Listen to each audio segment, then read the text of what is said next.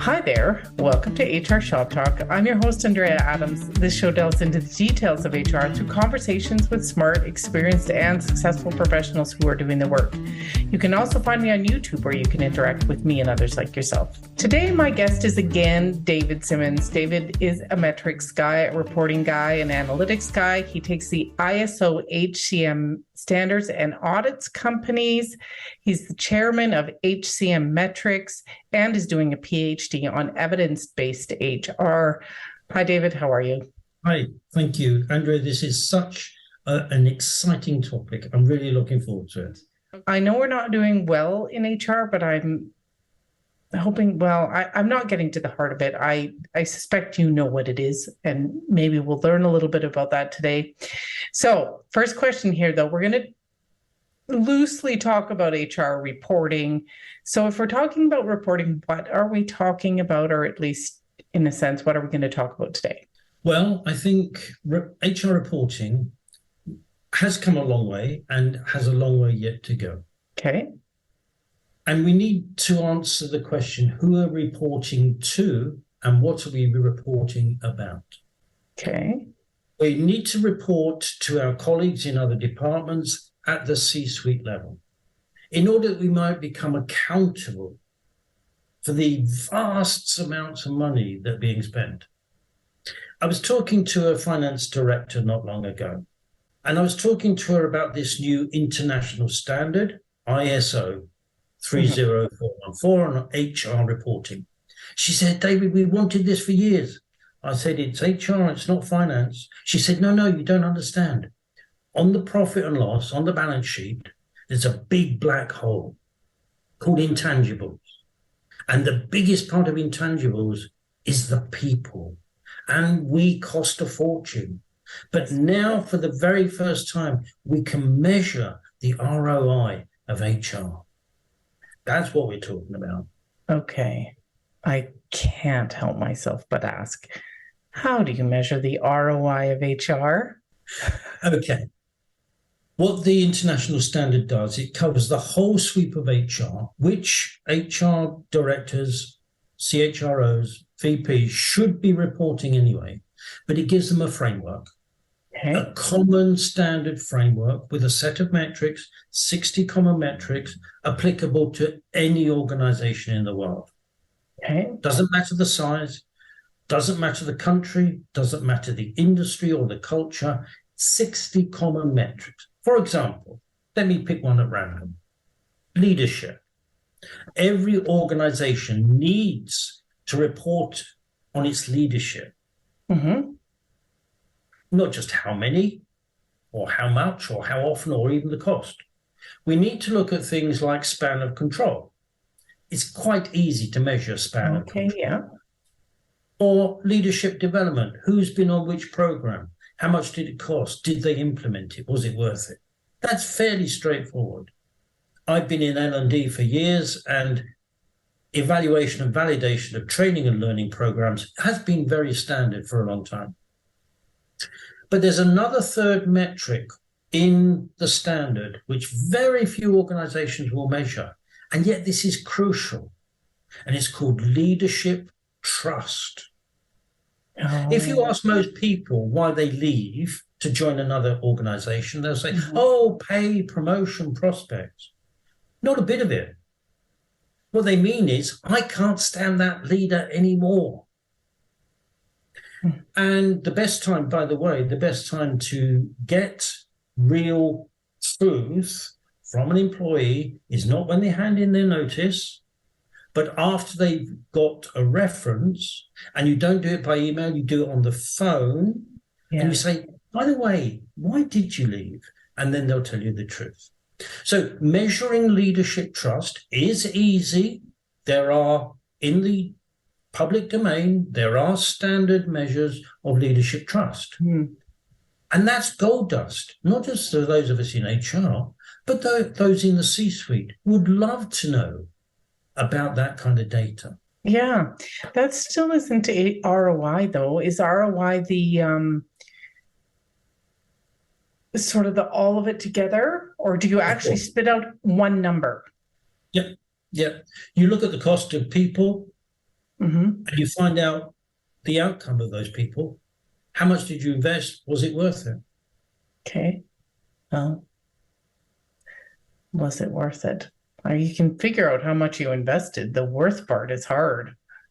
Well, you and I know, Andrea, that people have used the cliche for years. Our people are our greatest asset.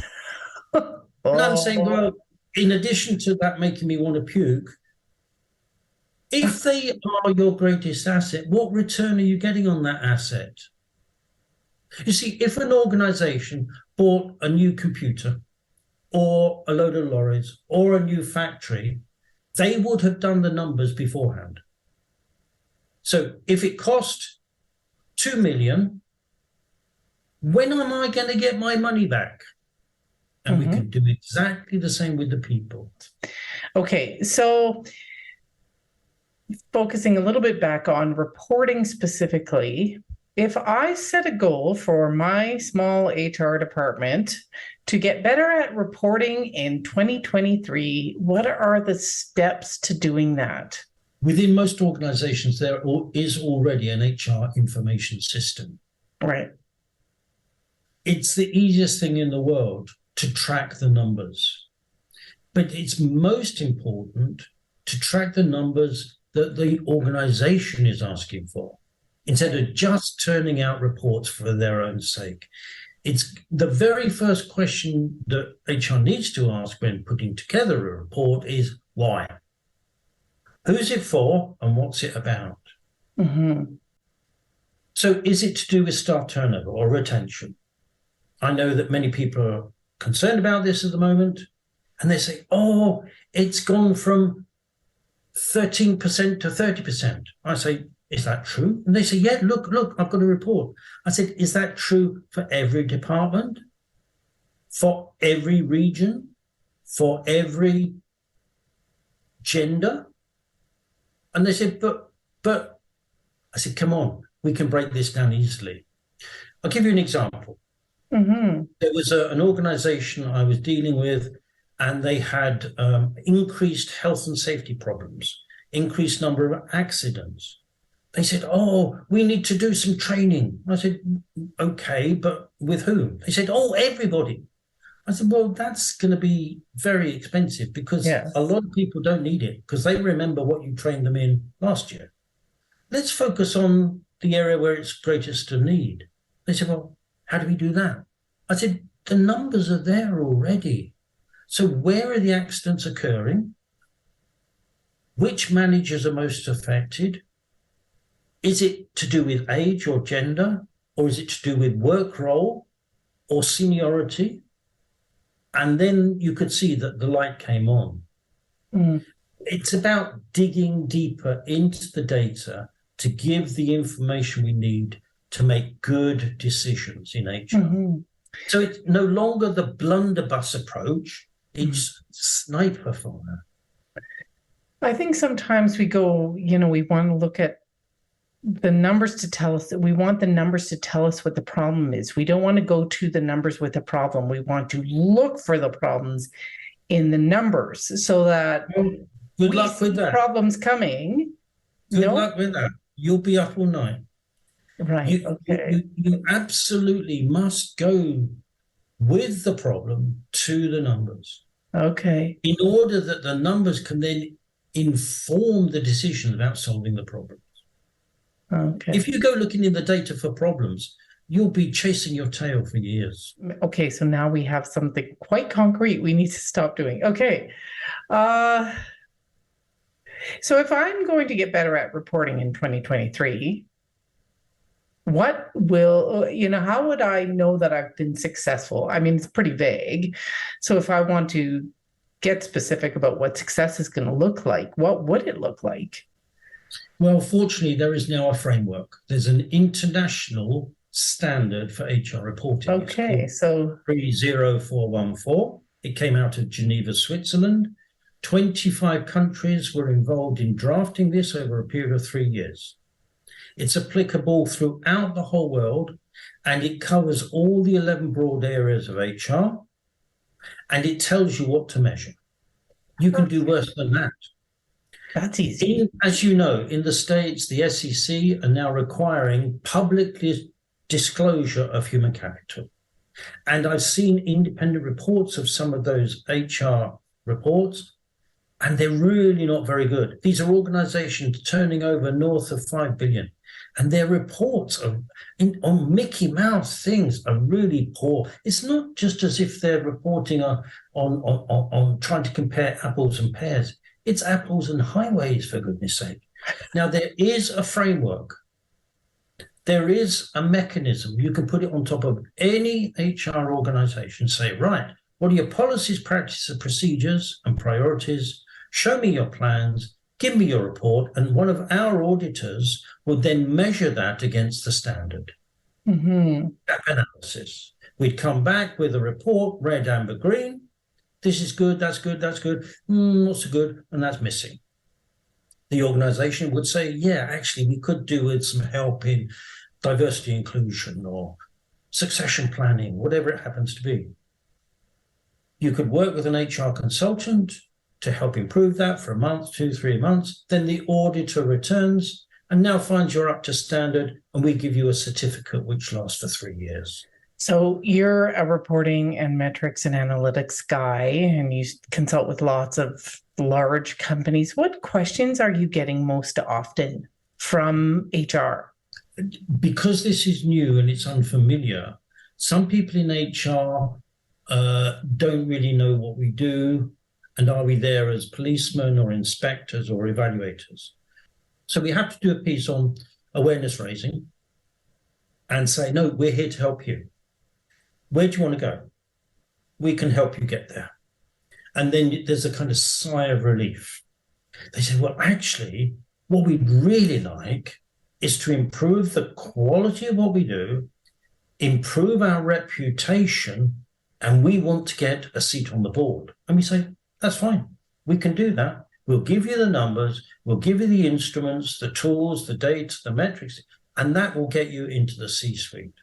And then you got them on board. That's the problem with, but to answer you specifically, the big three that HR is asking about at the moment is staff turnover, because it's incredibly difficult to recruit at the moment. It's a buyer's market. Engagement, because that's quite pink and fluffy, and yet it's so important. Yeah. And the third one is diversity and inclusion. That's what concerns HR. But they may not necessarily be the three big things that concern the CEO or the CFO. Right. They're interested in market share or product diversification or outsourcing.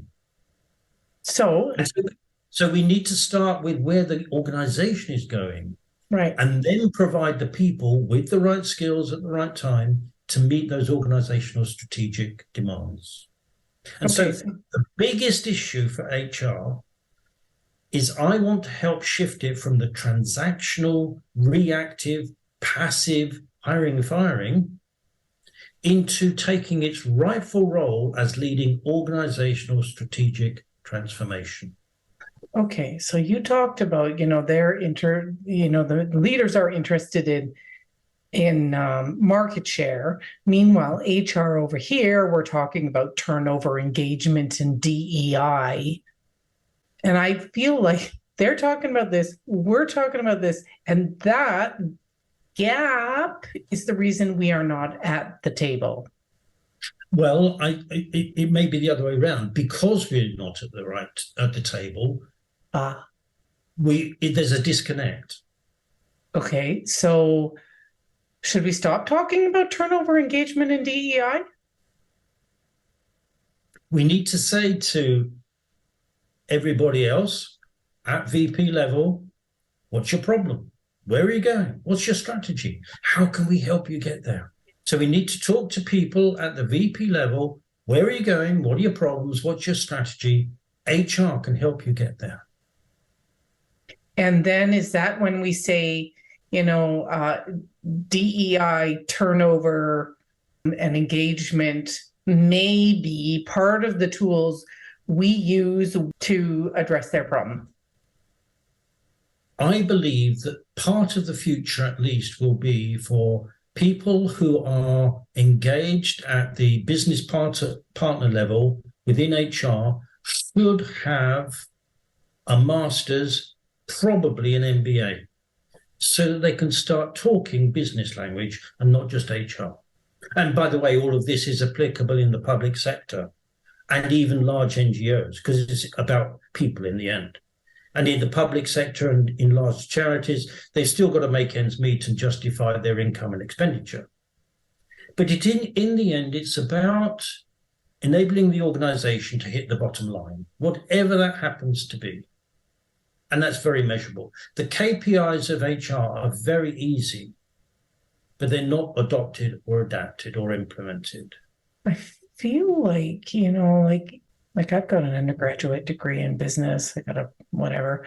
That's unlikely to make me business focused. Once you get into the field, you just get so focused on your day-to-day of, thinking about me, for example. That's the HR operation stuff. Yeah. But with your business degree and your background and experience, you're more likely to be able to embrace the concept of coming out of the HR silo into the commercial business organizational arena. Mm-hmm. If you think about it, a lot of my audience, they're not in the C-suite. They're not even close. They're not leaders. They're, maybe they're business partners. Maybe they're even coordinators, really. If they were to start digging into the numbers, doing more reporting, and typically they want it to be related to what they're doing. So let's say I'm an HR analyst. I'm helping business partners do their work. What could I be doing that would help? Let me give you an example. 2 years ago, COVID hit. Mm-hmm. Many organizations said, cut 10%. And HR said, okay, panic. If I'd been around in that situation at that time, I would have said, why 10%? Which 10%? Why not 9? Why not 11? Do you want the 10% to come from those people we wanted to leave anyway? This is called scenario planning. Going forward, you're asking what the analysts could be doing in the future. Well, right now, that we need to plan for the future. There will be another pandemic. There will be a run on dollar. There will be an oil spillage. And that contingency planning could be done now, so that when it happens, HR just gets the right file and said, oh, page 28, that's what we do. That's adult, that's mature. The other thing that analytics can do is something called predictive and prescriptive analytics. So that when we go to an organization and we do the auditing using their data, we say, here's your certificate. Thank you very much. But that's out of date. That's past. That's reported, like what's happened. Let's now talk about the future. And we say to the head of HR, succession planning. How do you do your succession planning for next year? They say, well, it's this year plus 10%, isn't it? And we say, we can do it a bit better than that. So we use their numbers, their data, their machines, and just use some fairly sophisticated statistical software. And we can predict this time next year, their analyst can predict this time next year who's been promoted, who left because they weren't promoted, who's had which accidents and what did it cost. We can predict who stayed because they were developed laterally. We can even predict how many women are on maternity leave and they haven't even conceived yet. Well, thanks, David. That was so great. We've reached the end of this episode. Thanks for listening out there, and we'll catch you next time when I talk shop with another insightful guest.